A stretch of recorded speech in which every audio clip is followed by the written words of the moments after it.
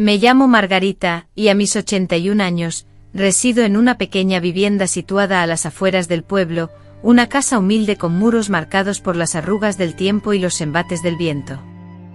Un patio descuidado alberga unas pocas plantas que luchan por sobrevivir al olvido, y un silencio profundo es mi constante compañero desde la aurora hasta el crepúsculo. Las personas que me conocen me saludan con reverencia, llamándome Doña Margí, y ocasionalmente me obsequian pan, fruta o una cálida muestra de afecto, como si tan solo fuera una anciana que subsiste entre los fantasmas del pasado. Sin embargo, desconocen mi verdadera historia, ignoran quién fui en otros tiempos, y no tienen idea de las experiencias que me marcaron, ni que cada espacio de esta casa resuena con ecos del pasado. Siempre imaginé que mi final sería silencioso, que mis secretos me acompañarían a la tumba, tal como sucedió con tantas mujeres antes que yo, quienes aprendieron a resistir, a soportar y a guardar silencio.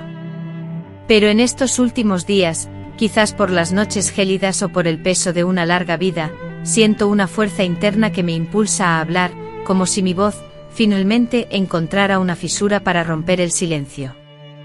No hablo movida por la lástima ni la compasión, sino porque hay heridas que solo cicatrizan cuando se les da voz, y la mía ha sangrado internamente durante décadas, tapada por capas de olvido, de culpa, de miedo y de vergüenza.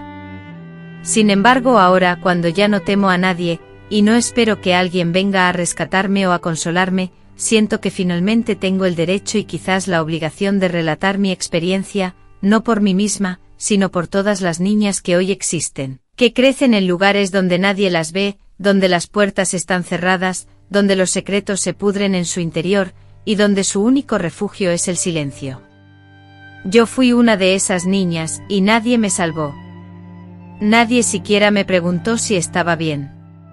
Nací en 1943 en un rancho de tierra rojiza cerca de Michoacán, y mi madre falleció cuando yo tenía solo 5 años. Desde entonces, me convertí en la única mujer en una casa habitada por hombres, mi padre, mis 3 hermanos mayores y yo. Y eso fue todo. Ninguna tía, abuela o vecina se preocupó por la niña silenciosa, y si alguna vez sintieron algo, nadie lo expresó. En aquellos tiempos, y aún hoy en muchos lugares, los asuntos domésticos eran un secreto. La ropa sucia se lava en casa, era la norma, pero nadie mencionaba la sangre, el miedo asfixiante que impedía gritar. El pueblo veía a mi padre como un hombre laborioso con tierras, ganado y una imponente presencia, pero en casa, su comportamiento era distinto. Nunca me golpeó físicamente a diferencia de mis hermanos, a quienes sí castigaba, pero su mirada era una orden silenciosa, una amenaza constante.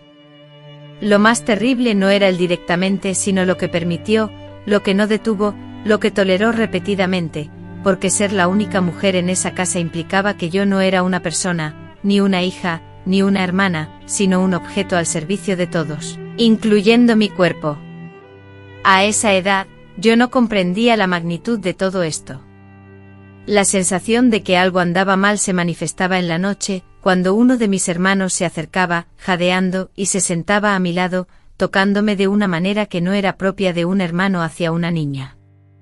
Al principio, en mi inocencia, creí que esto era común en todas las familias, ya que nadie me corrigió ni me explicó nada. Crecí sin ir a la escuela, sin tener amigas, solo con ellos, y ese fue mi primer recuerdo, aunque tardé en comprender que se trataba de abuso. Recuerdo una noche lluviosa, cuando mi padre no estaba, había ido al pueblo, y mi hermano mayor me llamó a su habitación. No quería ir, pero el miedo me impulsaba, sabía que si me negaba, la situación empeoraría. Me ordenó que me acostara, que hacía frío y que me iba a tapar. Tenía apenas 7 años, una edad en la que la indefensión es total, solo sabes cerrar los ojos y esperar que el tormento termine, pero no terminó. Esa noche fue el inicio de una larga y oscura etapa, que abarcó toda mi infancia, mi adolescencia y gran parte de mi juventud. Después de él, mis otros 2 hermanos también se acercaron, como si yo fuera un objeto, algo que se traslada de persona a persona, sin importar el dolor, sin dejar huella. En esa casa el miedo era el único idioma y la noche en lugar de paz traía amenazas. Mi cuerpo dejó de pertenecerme antes de que entendiera su significado. Nunca sentí una caricia que no lastimara, ni un abrazo sin segundas intenciones. Me acostumbré a fingir indiferencia, a negar mis pensamientos, a borrar mi existencia. Aprendí a respirar suavemente, a moverme sin hacer ruido, a mantenerme ocupada para evitar ser recordada, porque a veces ser invisible era mi mejor salvación. No entiendo cómo sobreviví, tal vez por pura obstinación, por una fuerza oculta que desconocía, o quizá por la promesa que me hice a los 12 años, al verme reflejada en una olla de cobre. Me observé en el espejo con el corazón latiendo con fuerza, y una promesa silenciosa se formó en mis labios: un día escaparás de este lugar, un día serás completamente libre. No podía predecir cuándo llegaría ese momento ni cómo se materializaría, pero esa idea se convirtió en mi ancla, mi sustento. Me aferré a ella con uñas y dientes, como un náufrago se aferra a una tabla de salvación en medio de la tormenta. A pesar de que todo a mi alrededor susurraba que no había escapatoria, que esta era mi condena, que así era el destino de las mujeres, me negué a aceptar esa verdad por completo. A pesar de que me lo repetían constantemente, de que intentaban convencerme de que exageraba, de que me hacían sentir responsable, una culpa profunda que atormenta, porque uno empieza a creer que si algo malo sucede, es porque uno lo permitió, porque no alzó la voz, porque no huyó. Pero una niña no puede huir. Una niña no tiene a dónde ir, ni recursos, ni apoyo. Yo no tenía madre, no tenía a nadie. Y aun si hubiera tenido, ¿quién me habría creído si todo el pueblo miraba hacia otro lado, si todos sabían la verdad, pero nadie se atrevía a romper el silencio? En las pequeñas comunidades, los secretos son moneda corriente y el conocimiento de todos, pero la omerta, ese pacto de silencio, prevalece sobre la verdad, ofreciendo una comodidad que la confrontación no tiene. Afrontar la verdad requiere valentía, y muchos optan por la mentira. Hoy, desde esta soledad que ya no me agobia tanto, desde esta vejez que ha menguado mi fuerza física pero no mi memoria, deseo que alguien escuche mi historia. Quizás para evitar que se repita, tal vez para que alguna mujer en algún lugar comprenda que no está sola, que su sufrimiento no es imaginario, que su silencio no es cobardía, sino resistencia, supervivencia, el único escudo que tuvimos cuando nadie nos defendió. Después de tantos años, dejo que mi voz se escuche por primera vez, porque merezco ser escuchada, porque existí. Porque fui niña, porque fui mujer, porque sufrí heridas, pero también porque sigo viva. Y mientras respire, nadie volverá a silenciarme. No podría precisar el momento exacto en que entendí que mi vida no era como la de los demás. Fue un cambio gradual, como la erosión del agua sobre la piedra, hasta que un día, sin previo aviso, llega la fractura. Recuerdo que yo tendría unos 8 años cuando presencié algo que me reveló la posibilidad de un mundo diferente. Ocurrió en una de mis raras salidas del rancho, cuando me llevaron al pueblo para acompañar a uno de mis hermanos en un encargo. Él iba adelante guiando al burro cargado con costales, y yo caminaba detrás en silencio, tal como me habían instruido. Al llegar al mercado, mi mirada se detuvo en una niña que jugaba en el umbral de una tienda con una muñeca de trapo. Era rubia, con un lazo azul en el pelo y manos impecables. Su madre, que vendía frutas, la observaba con una sonrisa amable, un tipo de sonrisa que yo nunca había experimentado. No se escuchaban gritos ni había señales de temor, solo el sonido del cuchillo cortando mangos y el suave murmullo de una canción que la mujer tarareaba mientras trabajaba. Me quedé inmóvil contemplando a ese grupo de 10 personas, sintiendo la extraña sensación de presenciar algo irreal, como si fuera una ilusión visual. En ese momento algo profundo en mi interior se resquebrajó, como si mi alma, finalmente, comprendiera que la vida que yo llevaba no era normal, que no todas las niñas se dormían cada noche atormentadas por el miedo, que no todas eran consideradas posesiones, y que la ternura, aunque fuera en un lugar lejano, existía. Esa imagen se grabó en mi memoria y me persiguió durante mucho tiempo. Me aferré a ella, como quien esconde un pequeño tesoro en el bolsillo más secreto. Regresé al rancho esa misma tarde con la certeza de que no podía compartir lo que había visto con nadie, porque si revelaba la belleza, la bondad, la diferencia que había presenciado, me acusarían de soñar despierta, o peor aún, me castigarían por comparar mi realidad con algo distinto. En mi hogar, las palabras debían ser funcionales, indispensables, obedientes. No había lugar para preguntas, para reflexiones, para expresar desagrado o dolor. No obstante, desde ese día, comencé a percibir el mundo con una nueva perspectiva. Mientras barría el patio con la escoba, lavaba la ropa sucia de mis hermanos y preparaba la leña para el fuego, mi mente escapaba a un lugar diferente, un lugar seguro donde nadie podía hacerme daño, un lugar donde yo era simplemente una niña como la que veía en el mercado con su moño azul y sus manos limpias. Fue en esa época cuando, sin saberlo, me etiquetaron como la callada, como si mi silencio fuera una decisión voluntaria. Pero nadie entendía que el silencio era mi forma de sobrevivir, cada palabra que decía mal podía ser una amenaza, cada mirada fuera de lugar, una excusa para el castigo. En ese ambiente una niña como yo no podía ser simplemente una niña, tenía que desaparecer, ser invisible, ser nada. Sin embargo, mi corazón seguía latiendo con fuerza, y cada latido era una forma de resistencia, aunque yo no fuera consciente de ello. Resistir en esos años significaba seguir viva un día más sin enloquecer, significaba no gritar a pesar de las ganas, y no correr aunque mis piernas temblaran por escapar. Cada noche, con la mirada fija en el cielo estrellado, me cuestionaba si existiría un futuro para mí, un después, donde mi vida fuera diferente. Mi padre, por su parte, jamás me preguntaba por mi bienestar. No se preocupaba por mis pensamientos, mis sentimientos ni por si padecía algún malestar. Para él, yo era simplemente una integrante más de la familia, pero con derechos desiguales. A mis hermanos, en cambio, los escuchaba atentamente, les ofrecía consejos, aunque fuesen ásperos, y los corregía con golpes o palabras hirientes. A mí, en cambio, me ignoraba por completo, a menos que necesitara algo de mí. En esas ocasiones, su voz se volvía fría, desprovista de cariño, y sus órdenes resonaban con un tono imperativo que no admitía réplica. Margarita, tráeme el machete, decía. Margarita, lava eso, ordenaba. Margarita, obedece, sentenciaba. Mi nombre al salir de sus labios no sonaba como una identificación personal, sino como una carga, una sentencia. Los domingos eran particularmente difíciles, mientras otras familias se preparaban para la misa. En mi hogar, la rutina se mantenía inalterable. No se hablaba de Dios, ni del alma, ni del arrepentimiento. Las conversaciones giraban en torno a las vacas, las cosechas y las finanzas. El único santuario reverenciado era el del control absoluto, el del silencio impuesto y el de la obediencia ciega. Nunca recibí el bautismo. Mis padres argumentaban que era un gasto innecesario.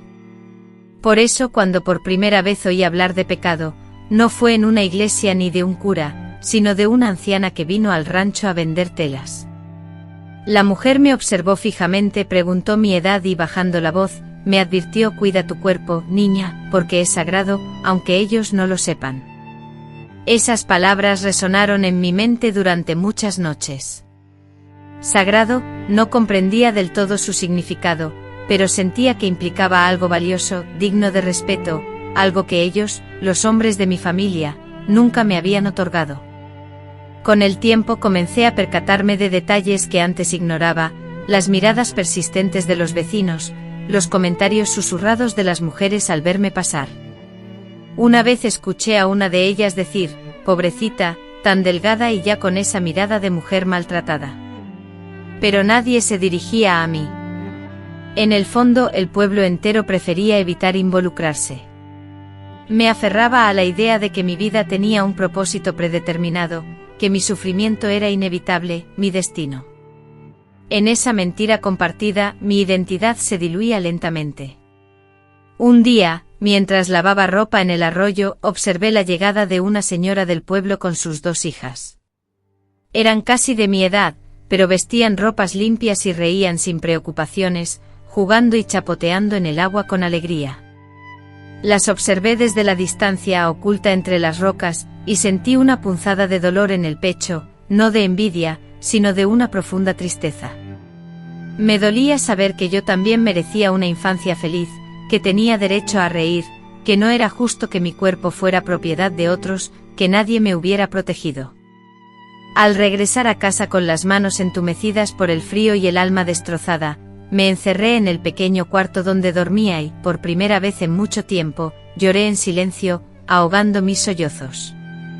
No fue por un suceso negativo específico de ese día, sino por la dolorosa comprensión de que todo a mi alrededor era perjudicial, que habitaba un infierno camuflado de cotidianidad, donde todos actuaban como si nada ocurriera, aunque el hedor de la culpa impregnaba cada objeto, cada rincón, cada respiración. Desde esa noche me formulé interrogantes en silencio, consciente de que nadie las respondería externamente, pero internamente algo se había activado. No era esperanza, pues eso aún era lejano, sino una llama, un fuego lento y sutil que no consumía, sino que iluminaba. En esa luz naciente supe que algún día buscaría escapar. Tras ese día en el arroyo mi vida externa no se alteró, pero mi interior comenzó a transformarse. Cada mirada, cada movimiento, cada palabra callada adquirieron un peso nuevo, más claro, más agobiante. La rutina, sin embargo, persistía inalterable. Antes los días eran una sucesión implacable de trabajo arduo, vejaciones y silencios opresivos, una rutina amarga que parecía no tener fin. Sin embargo, algo nuevo se despertó en mi interior, una nueva perspectiva que me permitía ver el mundo de manera diferente. Comencé a identificar la violencia, antes imperceptible, en detalles cotidianos que antes consideraba normales. Por ejemplo, noté la constante vigilancia de uno de mis hermanos que, desde la puerta, me observaba mientras me bañaba con la ropa puesta en el patio trasero. También sentí la incomodidad que me causaba el gesto de mi padre, quien me tomaba la barbilla con sus dedos ásperos, que aparentaban ternura, pero que en realidad eran una forma de marcar posesión sobre mí.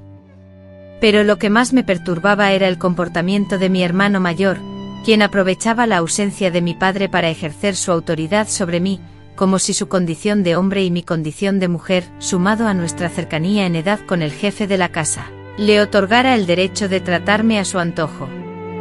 Tenía 13 años cuando esas visitas nocturnas, cada vez más frecuentes, comenzaron a atormentarme. Dormía en un viejo catre, ubicado en la esquina del cuarto común, separado del resto por una tela deshilachada que colgaba de clavos oxidados. Esa tela, que apenas velaba la entrada a mi pequeño rincón, no ofrecía defensa alguna, solo una precaria ilusión de resguardo, pero era lo único que poseía. Cuando la oscuridad de la noche se tragaba la casa y todos caían rendidos por el cansancio, me deslizaba bajo las cobijas y fingía estar profundamente dormida.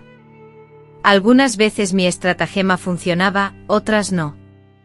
Había noches en las que sentía el aire espeso y la respiración agitada de alguien, muy cerca, y el olor nauseabundo de cigarrillo mezclado con sudor me provocaba arcadas. Me quedaba inmóvil con los ojos fuertemente cerrados y la respiración contenida, implorando silenciosamente que se marchara, que cambiara de parecer, que sintiera piedad por mí, pero nunca sucedía, nadie se apiadaba de mí. En esa casa, la compasión era un concepto desconocido. Lo que imperaba era el dominio, el control absoluto, la utilización del otro. Yo era la única mujer en ese lugar. Y en la retorcida forma de pensar de esos hombres, eso significaba que mi cuerpo y mi voluntad estaban a su entera disposición. En una ocasión desesperada, intenté pedir ayuda a un vecino, un anciano que siempre me saludaba con amabilidad cuando pasaba por su campo de maíz. Y pensé que tal vez por ser mayor, por ser diferente a los demás, él podría extenderme una mano. Una mañana, mi padre me encargó llevar unos quesos. Con las manos temblorosas le solté balbuceando, algo parecido a que no me gustaba cómo me trataban en casa. El hombre, sin decir palabra, me observó mientras sorbía su café lentamente y se rascaba la barba pensativamente. Después de un momento me soltó que la vida de las mujeres era así, que a veces había que soportar para evitar problemas mayores. Calladita, niña, vivirás más, me sentenció, y se metió en su casa sin volver a mirarme. Esa fue la última vez que intenté confesarle mis sentimientos a alguien. De repente entendí que no había escapatoria, que no existía ayuda, que incluso la bondad de los que parecían buenos se escondía en la cobardía. A partir de ese día, el mundo se volvió un lugar más amenazante. Cuando comencé a menstruar, las cosas empeoraron aún más. Mi padre se percató de esto al ver una mancha oscura en mi falda. Con voz firme e imperativa, me llamó, sin dar lugar a dilación alguna. Al encontrarme ante él con la cabeza gacha por la incertidumbre, me comunicó que había dejado de ser niña, que ahora era mujer y que, por lo tanto, debía extremar la cautela. Me advirtió que los hombres observaban, que una joven mujer madura podría atraer problemas si no actuaba con prudencia. Sus palabras carecieron de afecto, fueron ásperas como una advertencia o una imposición. No percibí preocupación en sus palabras, sino la clara sensación de que el peligro acechaba, que ser mujer implicaba una mayor exposición, una vigilancia constante, una trampa. Mi madre no estaba presente. Nadie me explicó lo que estaba sucediendo, ni cómo protegerme ni qué esperar. Lo descubrí sola, en medio de sangre, trapos empapados y una profunda vergüenza. Mis hermanos también se percataron del cambio. Si antes me veían como un objeto útil, una sirvienta o una muñeca, ahora sus miradas se volvieron más lentas, más pesadas, cargadas de una especie de derecho animal, como si hubiera cruzado una frontera invisible que les concedía permiso para cualquier cosa. Mientras caminaba, a menudo sentía manos posándose en mi hombro, a veces con demasiada fuerza, otras veces con una lentitud que me helaba la sangre. Me abordaban con preguntas que traspasaban los límites de la decencia y me lanzaban insinuaciones que me llenaban de vergüenza. Si respondía con visible molestia, se reían de mí o me empujaban con desprecio. Si intentaba ignorarlos, se sentían con derecho a intensificar su acoso. Recuerdo vívidamente una tarde en particular, cuando uno de ellos me condujo al corral, pretextando la necesidad de mi ayuda con un chivo enfermo. Una vez que la puerta se cerró tras de mí, comprendí que el animal no era más que una excusa. Prefiero no relatar lo que sucedió esa vez, no porque lo haya olvidado, sino porque las palabras aún me resultan demasiado pesadas. Solo puedo decir que esa experiencia me dejó una sensación de vacío, como si hubieran extraído todo lo que me definía, como si mi esencia se hubiera disipado en el aire viciado del corral. Lo único que quedó fue un cuerpo dominado por el miedo y un silencio absoluto. A partir de ese momento, incluso mi forma de caminar se transformó. Comencé a andar con los hombros caídos, la mirada clavada en el suelo, como si al encogerme pudiera volverme invisible, menos llamativa, menos susceptible a sus deseos. Había dejado de sonreír completamente, incluso en los breves momentos de calma que encontraba al visitar el arroyo o el molino. Las otras jóvenes del pueblo, las pocas con las que a veces intercambiaba alguna palabra, me observaban con extrañeza. Algunas me apodaban la seria, otras la tonta porque permanecía callada, no participaba en juegos ni respondía a los muchachos que me dirigían palabras en la calle.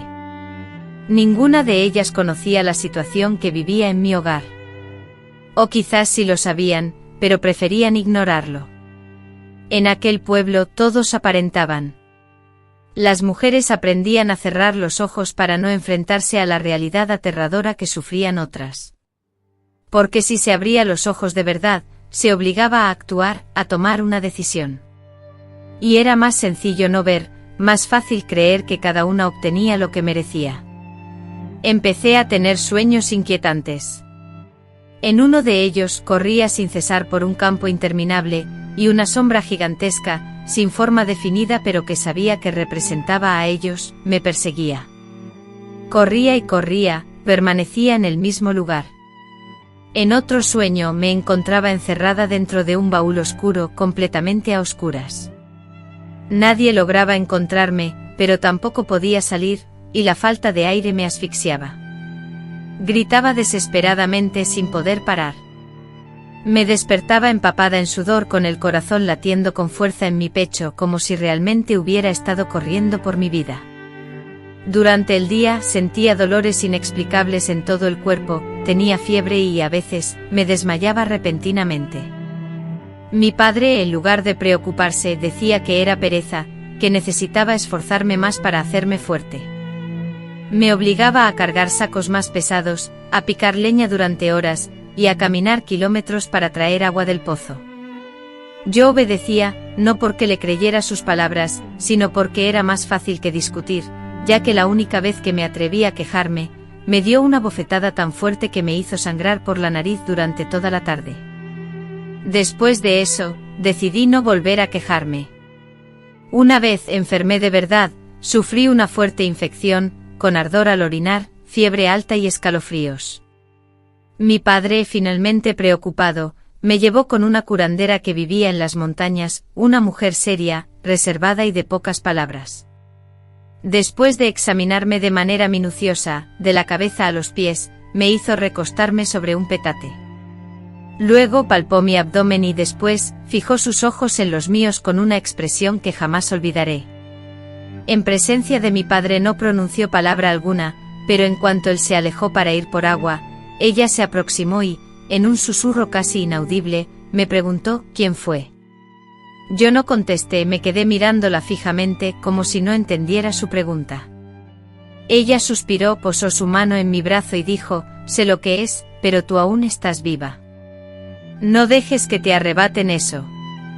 No logro determinar si aquello fue una amenaza, una advertencia o una expresión de esperanza, pero a partir de ese momento comprendí que ella sabía, que alguien más, por fin, conocía mi secreto.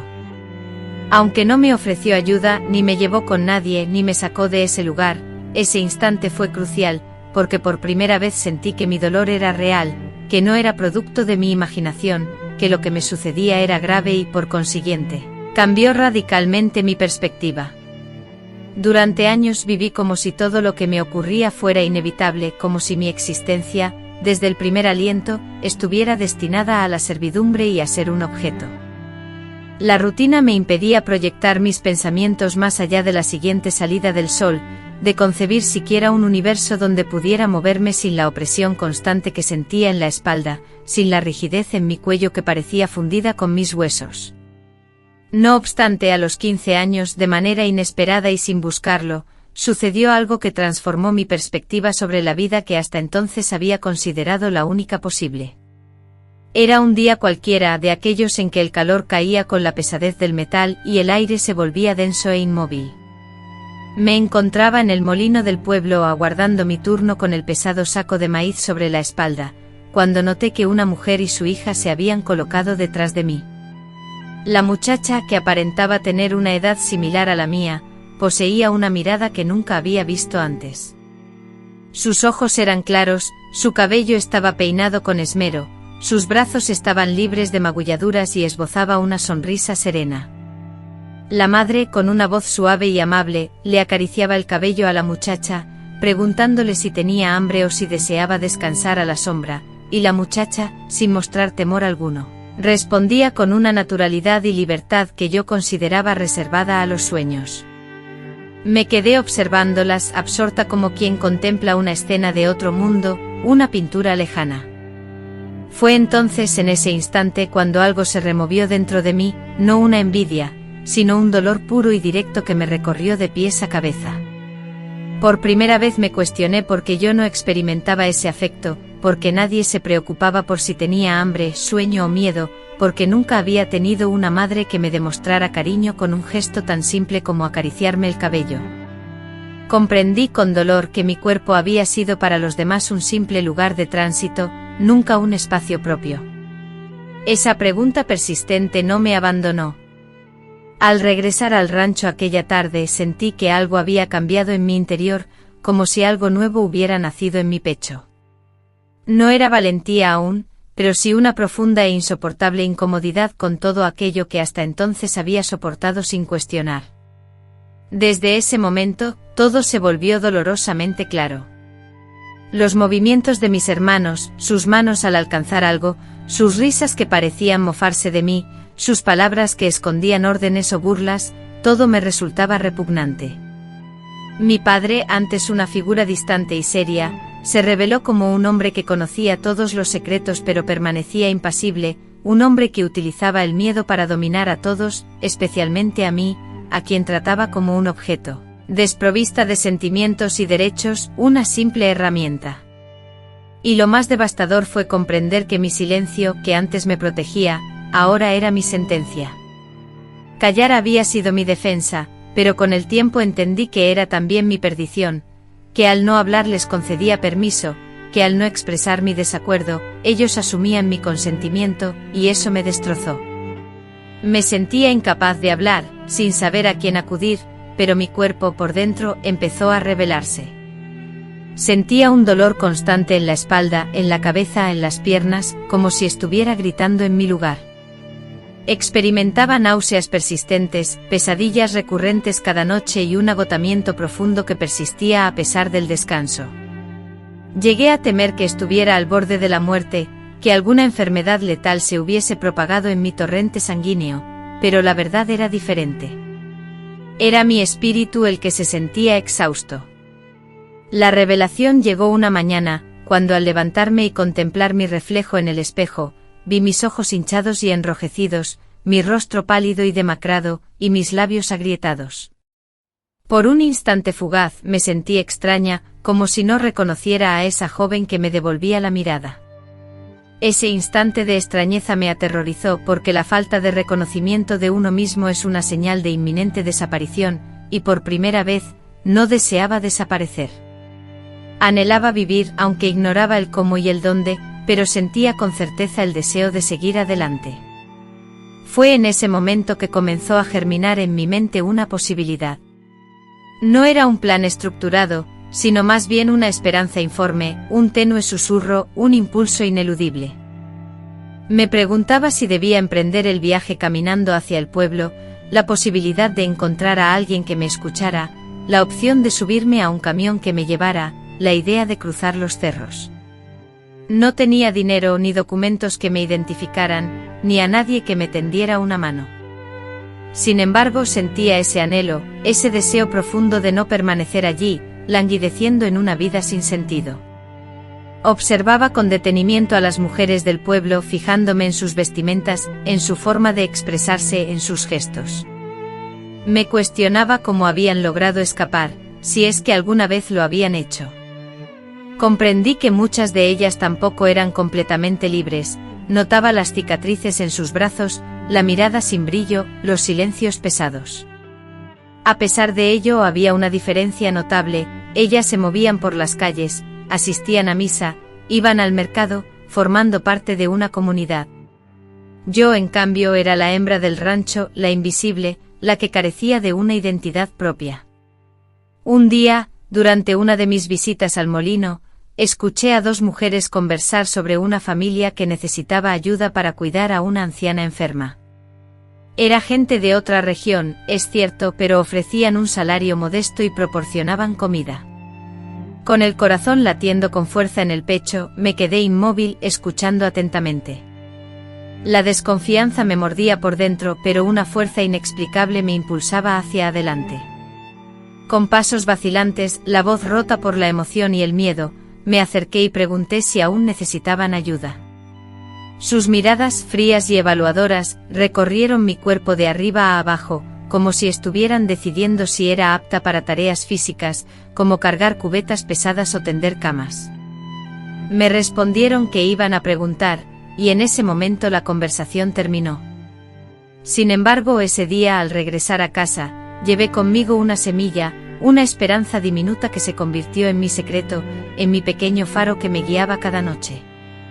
Mientras lidiaba con la rutina diaria, mientras cerraba los ojos y aguantaba las dificultades, mi mente se aferraba a la imagen de esa familia desconocida, a la posibilidad de una vida diferente, a esa pequeña oportunidad de escape. Pero la realidad era dura. Mi cuerpo se debilitaba. Un día, sin previo aviso, comencé a sangrar. No era la menstruación habitual, sino un sangrado oscuro y espeso, acompañado de punzantes dolores. Mi padre se negó a llevarme al médico. Insistió en que me lo estaba inventando, que era pura flojera, y que se me pasaría. Mis hermanos compartían su opinión. Me obligaban a seguir trabajando, a pesar de que apenas tenía fuerzas para mantenerme en pie. Una noche, mientras estaba cerca del fuego, perdí el conocimiento. Al despertar, me encontré sola, tendida sobre un viejo petate. Nadie se había preocupado por mí, nadie había intentado ayudarme. Me habían dejado abandonada, como si fuera algo sin valor. Esa situación fue la prueba definitiva que necesitaba. Para ellos, yo no era nada, ni siquiera una persona. Era un peso, un obstáculo, un objeto. Fue en ese momento cuando tomé la decisión, aunque no fuera consciente de ello en ese instante. Solo sabía que no podía quedarme, que si no me iba, moriría, y no quería morir. No de esa manera. Comencé a guardar trozos de tortilla seca en una servilleta. Escondí una muda de ropa en una bolsa de maíz vacía. Robé una cuchilla oxidada del cobertizo y la guardé por si acaso. Y cada día, cuando iba al río o al molino, observaba los caminos, buscaba rutas, memorizaba los árboles y las señales del entorno. No sabía cuándo llegaría el momento, pero sabía que llegaría, porque en mi interior ya había nacido la convicción de que merecía una vida diferente. En el instante preciso en que mi mente se iluminó, en que desperté a una nueva conciencia, la violencia se intensificó. Era como si ellos, mis hermanos y mi padre, percibieran el cambio, como si olieran que ya no era completamente suya. Comenzaron a vigilarme de cerca, a seguir mis pasos, a inspeccionar mis pertenencias. Un día descubrieron la ropa que había escondido, acusándome de querer escapar. Mi padre me azotó con una soga, dejando marcas en mi espalda que tardaron semanas en curarse. Me prohibieron salir del rancho y me encerraron durante días. Sin embargo, no lograron doblegarme, pues aunque mi cuerpo sufriera, mi mente ya no les pertenecía. Algo dentro de mí se había desprendido, y esa fue mi mayor victoria hasta ese momento, porque comprendí que podían poseer mi cuerpo, podían encerrarme, podían golpearme, pero ya no podían dictar quién era yo. Ya no creía sus mentiras, ya no aceptaba que esa fuera mi única realidad, ya no me culpaba. Y en mi vida, eso significaba un cambio radical, un paso inicial hacia la libertad. Una libertad intangible, sí, pero libertad al fin. Después de internalizar esa verdad, incluso en lo más profundo, el camino de regreso se volvía imposible. Cuando una joven mujer se daba cuenta de su propia situación de cautiverio, el castigo posterior, aunque no siempre físico, era implacable. No puedo precisar cuántos días estuve confinada. Tras el hallazgo de la muda de ropa oculta y el pedazo de pan que había reservado en un rincón de la cocina por parte de mi padre, me privaron de agua, de alimento, solo con un balde en una esquina como compañía. A pesar de que la luz penetraba por una pequeña abertura, la sensación de encierro era tan tangible como una herida abierta. No podía gritar, no por falta de aliento, sino porque sabía que nadie acudiría. El rancho, distante del camino principal, se encontraba rodeado de montañas y polvo, y hasta el canto de los gallos parecía haber enmudecido durante aquellos días. Me quedaba sentada en el suelo con la cabeza entre las rodillas, reviviendo mentalmente cada error, según ellos, que había cometido. En aquella casa, cualquier acto que demostrara independencia era considerado una ofensa, y atreverse a tener aspiraciones era suficiente para recibir un castigo severo. Aunque no tenía un espejo, podía sentir las costras en mi espalda, la hinchazón en mi rostro y mis labios agrietados. El dolor físico no era tan intenso como el sufrimiento de mi alma, esa que por primera vez se había atrevido a susurrar, no quiero más, y cuya respuesta había sido un contundente cállate o te mueres. Cuando finalmente me liberaron no fue por piedad, sino porque mi padre necesitaba ayuda con los animales. Me empujó al patio y me advirtió que si volvía a ocultar algo, me dejaría atada de nuevo. Me ordenó que fuera obediente, que dejara de inventar historias, que nadie deseaba una mujer rebelde. Fue entonces cuando entendí la verdad más amarga. Ellos eran conscientes de la maldad de sus actos, pero no les importaba. No era ignorancia, sino dominio, poder. Yo no era su hija, era su posesión. A partir de ese momento, la vigilancia se intensificó. No podía moverme sin sentir la mirada atenta de alguno de mis hermanos, siempre observándome. Sometían mis pertenencias a registros exhaustivos, revisaban mis bolsillos, cada prenda de mi ropa, incluso la basura que generaba. La soledad en mi trayecto hacia el arroyo había terminado. Ahora siempre me acompañaban, no movidos por la protección, sino para controlar mis interacciones y evitar cualquier intento de fuga. Susurros amenazantes, promesas de daño que rehúso repetir, eran mi constante. El silencio era mi escudo, no la derrota, sino la certeza de que cada palabra podía desatar una nueva agresión física.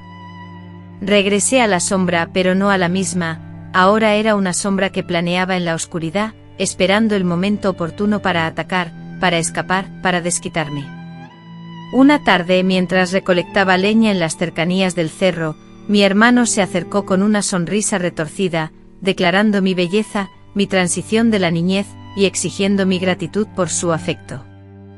La palabra quisieran me provocó náuseas, el verdadero querer no se manifestaba en la coerción, ni en la violencia, ni en la profanación.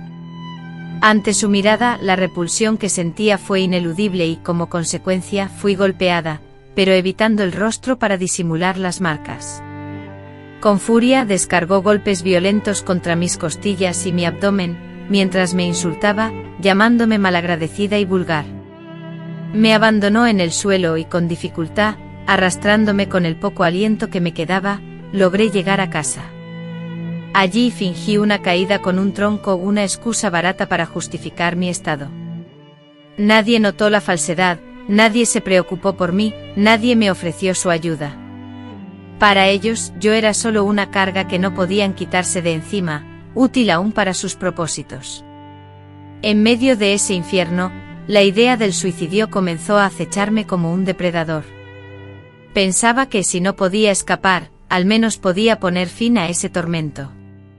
Lo consideraba en las noches, sola en mi cama, escuchando los pasos lejanos, los susurros apagados y el zumbido de los insectos que se colaban por las grietas.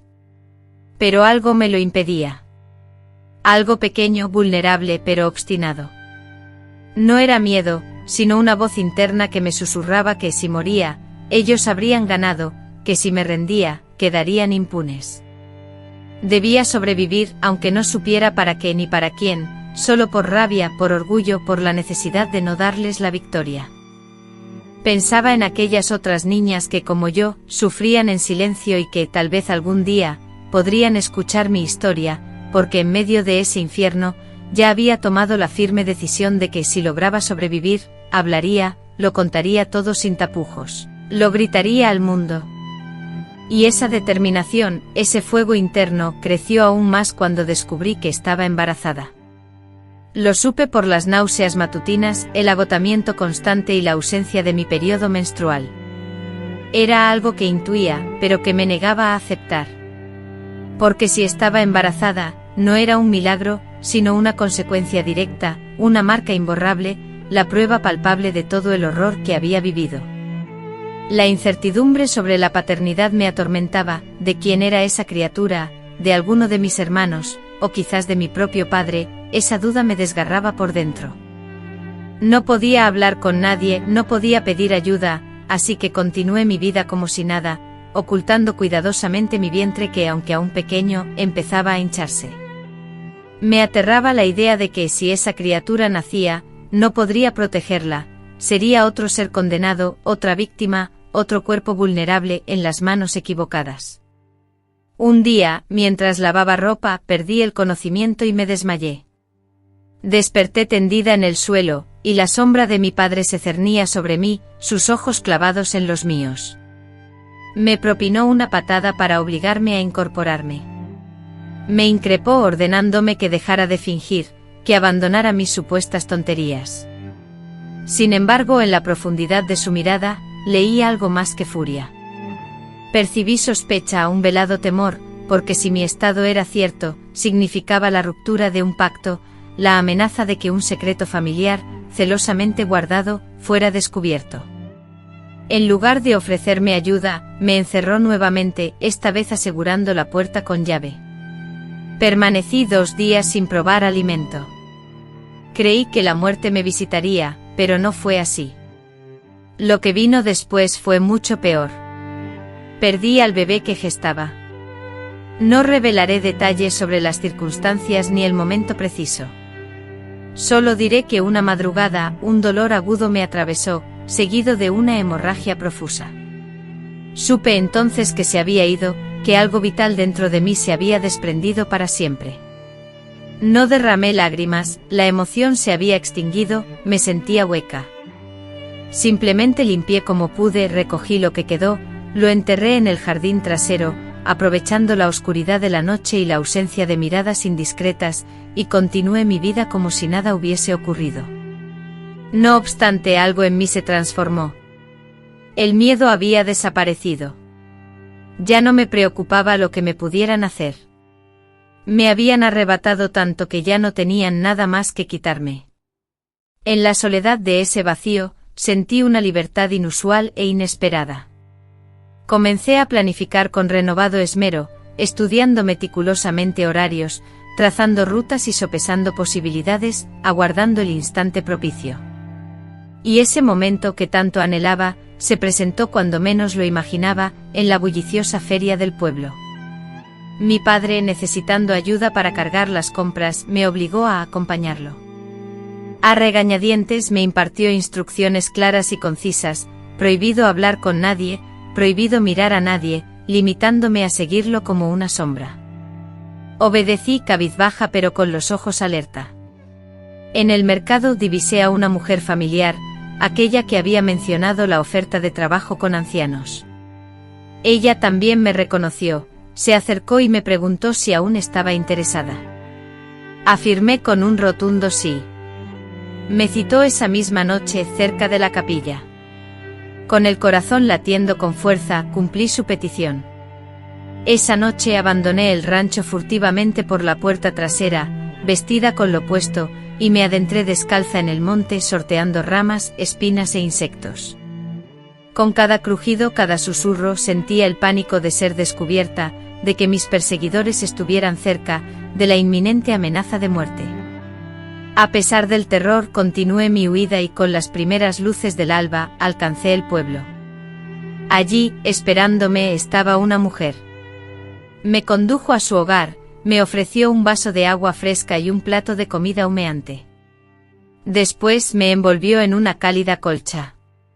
Sus ojos, que me observaron sin hacer preguntas, sin juzgar, me brindaron la oportunidad de sentarme, por primera vez en mucho tiempo, sin miedo. No podía hablar, la fuerza me había abandonado, pero ella comprendió, porque en sus propias vivencias había conocido el significado de ser mujer, de escapar de un destino cruel. La casa, aunque modesta, representaba para mí algo inalcanzable, un refugio, un espacio donde mi cuerpo no era una fuente de peligro ni una sentencia de muerte. La mujer que me acogió se llamaba Teresa, una viuda de rostro marcado por el tiempo, pero con una mirada llena de bondad, y unas manos fuertes que olían a romero y jabón. No me atormentó con preguntas ni me obligó a compartir mis secretos. Simplemente me preparó un colchón en el rincón de la cocina y me aseguró que allí estaría segura, que podría hablar cuando me sintiera preparada. Ese silencio, un silencio pleno de empatía y comprensión, fue la experiencia más cercana a un verdadero consuelo que había conocido en toda mi existencia. Los días posteriores a ese momento se sucedieron con lentitud y dolor, apenas probaba bocado, mis noches eran interrumpidas por pesadillas y despertaba sobresaltada, presa del pánico, sintiendo que aún me encontraba en el rancho, escuchando el eco de sus pasos aproximándose. Sin embargo, el tiempo, aunque lento y obstinado, comenzó a reparar las heridas en mi interior. Teresa, compasiva, me presentó a una familia humilde que residía en las afueras del pueblo. Eran personas sencillas, con una matriarca mayor, aquejada de una enfermedad pulmonar que requería cuidados constantes. Yo, acostumbrada a servir y sometida a otros, me adapté rápidamente a las nuevas tareas, lavaba, cocinaba y atendía a la anciana con una ternura que desconocía poseer. No lo hacía por obligación, sino porque por primera vez alguien dependía de mí sin infligirme daño alguno. Nadie me tocaba sin mi consentimiento, nadie me gritaba, nadie me reprochaba mi forma de caminar. Al principio me sentía desorientada, cualquier gesto de amabilidad me desarmaba, me sorprendía que me dieran las gracias, o que se preocuparan por mi cansancio. Me costaba comprender cómo alguien podía verme sin sentir odio ni sentir deseo, una mezcla de emociones que siempre me habían perseguido. Esa confusión con el paso del tiempo se transformó en alivio, y ese alivio poco a poco me liberó, pude pensar con claridad, expresar mis pensamientos con palabras y hasta reír suavemente. A pesar de ello, la sombra de mi pasado persistía, se negaba a abandonarme. Me acompañaba en mis sueños, me observaba en los espejos, me acechaba en las pesadillas. Algunas noches me despertaba sobresaltada, gritando, cubierta de sudor, con el cuerpo paralizado por el recuerdo de lo vivido. Entonces me levantaba, salía al patio, contemplaba las estrellas y me repetía, una y otra vez, que había logrado escapar, que ya no podían hacerme daño, que ya no era posesión de nadie. Aunque me resultaba difícil creerlo, repetí esa frase tantas veces que un día la sentí verdadera. Sin embargo, esa certeza no me proporcionó una paz completa, sino una nueva necesidad, la de enfrentar mi pasado, la de cerrar el ciclo, la de mirar de frente todo aquello que había quedado atrás. Por eso durante meses evité a toda costa acercarme al rancho, a pesar de que vivía a pocos kilómetros de distancia. Una mañana, mientras me encontraba en el bullicioso mercado, la conversación de una mujer captó mi atención. La mujer susurraba que uno de los hijos de don Alejandro, mi padre, había fallecido en una riña. La noticia, lanzada al aire con discreción, no especificaba la identidad del difunto, solo revelaba que el entierro había sido apresurado y sin los ritos religiosos habituales, que la policía no había intervenido y que todo se había mantenido en secreto. La información me paralizó, mi cuerpo reaccionó antes que mi mente, sin lágrimas de tristeza ni respiro de alivio, solo una extraña sensación, un nudo en el estómago, como si una parte de mí se disolviera en ese mismo instante. Pasé la noche en vela y al día siguiente, sin avisar a nadie, me dirigí al rancho familiar. No sabía a ciencia cierta qué buscaba, si enfrentarme a mi padre, reencontrarme con mis hermanos o simplemente confirmar con mis propios ojos que aquella vida ya no era parte de mí. El camino al principio era el mismo de siempre, con los árboles secos y el polvo que se adhería a mis pies, pero la casa, al final del trayecto, se veía diferente, más envejecida, más sombría, más sola. El portón estaba ligeramente entreabierto. Entré al corral vacío, a la cocina cubierta de telarañas. Avancé lentamente, sintiendo los latidos de mi corazón golpear con fuerza contra mis costillas. Encontré a mi padre sentado en una silla de madera desgastada, con la vista fija en un punto distante y la barba enmarañada. Al principio, no pareció reconocerme, sus ojos oscuros me recorrieron como si fuera una sombra. Después entrecerró los párpados y, con un hilo de voz, murmuró mi nombre. Permanecí en silencio, inmóvil frente a él, aguardando cualquier palabra adicional. Sin embargo, no pronunció ninguna frase, no ofreció disculpas ni hizo preguntas, simplemente me observó. En esa mirada vacía percibí la derrota, la pérdida de su antigua autoridad. Era un anciano marchito, doblegado por la crueldad que había ejercido. No sentí lástima ni tampoco odio. En su lugar, experimenté una indiferencia fría y profunda. El dolor había desaparecido, la preocupación se había desvanecido. Entré en la habitación que solía ser mía. Todo permanecía intacto, como si el tiempo se hubiera detenido. La tela descolorida que hacía las veces de cortina aún colgaba del catre, ahora cubierta de polvo. Me acerqué y acaricié la pared donde, siendo niña, había marcado con una piedra cada día que lograba sobrevivir. Reviví cada noche, cada silencio tenso, cada lágrima derramada en secreto. Y entonces, sin meditarlo, comencé a arrancar cosas, ropa vieja, mantas polvorientas, cualquier objeto que me atara a ese pasado ya muerto. Arrojé todas mis pertenencias al suelo con furia, formando una gran pila en el patio. Luego reuní ramas secas y les prendí fuego, observando las llamas consumir todo. Mi padre, sentado en su silla, permaneció inmóvil, sin pronunciar palabra. Su mirada, serena y comprensiva, indicaba que sabía que no podía detenerme. El humo, denso y oscuro, ascendió al cielo. Yo, con el corazón endurecido, no derramé lágrimas. Contemplé las llamas devorar cada objeto como si estuviera presenciando la destrucción de un monstruo, la despedida de un fantasma. Cuando el fuego se extinguió, me acerqué a él. Lo miré a los ojos por última vez y con voz firme le aseguré que había sobrevivido, que a pesar de todo seguía viva, que nada de lo que había hecho o permitido había logrado extinguir mi espíritu. Él escuchó mis palabras en silencio, sin responder ni desviar la mirada, una indiferencia que me confirmó que el perdón era imposible y que ya no lo necesitaba. Al marcharme respiré profundamente, pero no sentí una liberación inmediata. No fue un final dramático y repentino, sino una calma lenta y profunda, una sensación honesta como si el peso que había soportado durante años, finalmente comenzara a liberarme, deshaciéndose de mi cuerpo, hueso por hueso, memoria por memoria. Mi verdadera victoria no fue acabar con él, sino no permitir que me destruyera, no responder a su maldad con odio, sino sobreponerme a la vida que él había planeado para mí. Ahora vivo en una humilde casa, apartada del bullicio del pueblo, con un pequeño huerto donde cultivo cebollas, tomates y flores que florecen con el único fin de recordarme que la belleza puede surgir incluso después del sufrimiento. No tengo esposo ni hijos. A veces me preguntan si la soledad no me abruma. Sonrío pero no contesto.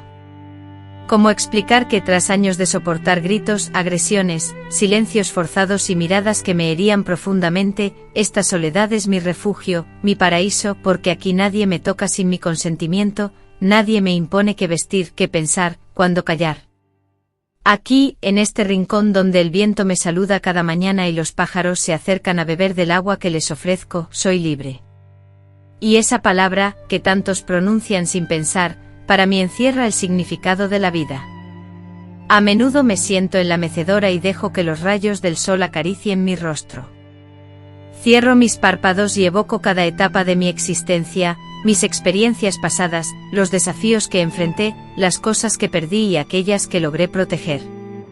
A pesar de todo el dolor que me infligieron, no pudieron arrebatarme la facultad de sentir, esa capacidad, ese don, escapó a su control y a la destrucción.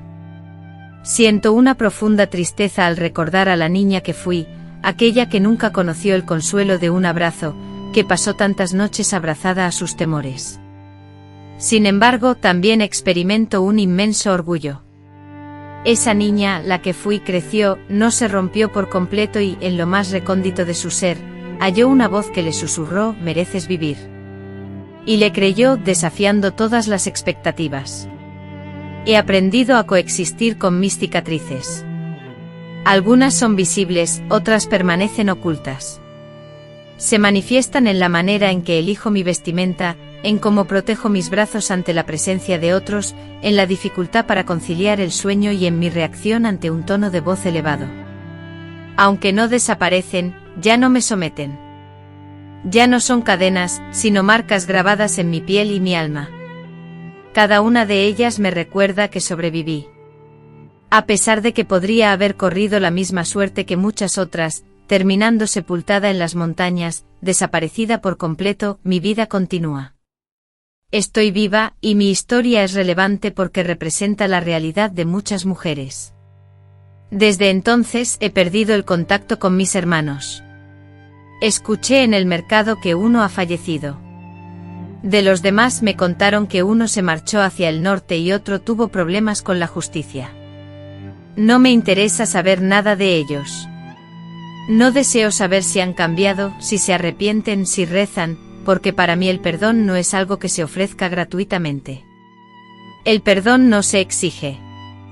Si alguna vez llega, seré yo quien decida. Hasta ahora, no siento la necesidad de perdonar. Lo que sí he logrado es dejar ir la rabia, no porque ellos lo merezcan, sino porque yo necesito paz. No quiero seguir cargando con su veneno. Anhelo envejecer en calma. Deseo cuidar mis flores, disfrutar de mi café caliente y dormir sin sobresaltos. Teresa, la mujer que me brindó ayuda en el momento más difícil, falleció hace unos años. Le dediqué una vela cada día durante un mes. En su memoria, he extendido mi mano a otras mujeres, aunque no a muchas, solo a unas pocas que, al igual que yo en su momento, llegaron a mi puerta con la mirada perdida y el cuerpo tembloroso. No les hago demasiadas preguntas, simplemente les ofrezco alimento, un techo seguro y mi escucha atenta, porque a veces lo único que necesita una mujer para no sucumbir a la desesperación es escuchar a alguien decir, te creo. Y yo, con el corazón en la mano, les aseguro que sí, que las creo, porque sé lo que significa que te crean, que no te juzguen, que no te etiqueten como loca, que no te obliguen a perdonar cuando las heridas aún no han cicatrizado. A veces me despierto en medio de la noche inundada en lágrimas, son días en los que los recuerdos vuelven con una claridad desgarradora, como si el tiempo no hubiera transcurrido. Me permito llorar sin sentir vergüenza, me abrazo a mí misma, me repito una y otra vez, ya pasó, ya no estás allí. Ya no pueden tocarte. Y poco a poco, la opresión en mi pecho se alivia. Aprendí a ser mi propia madre, a darme ese cariño y cuidado que nunca recibí. Me acaricio el cabello, me seco las lágrimas y me susurro palabras de consuelo, porque nadie lo hizo por mí en su momento. Finalmente ahora comprendo que merecía amor, un amor que me correspondía desde el mismo instante en que nací, desde mi primer llanto, un amor que incluía ternura y cuidado. Me han propuesto relatar mi vida públicamente, revelar los nombres de quienes me dañaron, denunciar sus actos, e incluso escribir un libro sobre mi experiencia. Sin embargo, por el momento he declinado estas ofertas. Tal vez en el futuro considere alguna de ellas. Pero hoy prefiero este formato, este espacio íntimo y personal donde mis palabras se elevan, libres como el viento, esperando quizás llegar al corazón de otra mujer, de alguien que se encuentre atrapada en un hogar sin ventanas, donde la única puerta está cerrada por el miedo. A ella, a esa mujer, le digo, hermana, no estás sola, nunca te mereciste el sufrimiento que has padecido. No fue tu culpa. Existe una salida, un camino por recorrer. Hay un futuro esperándote.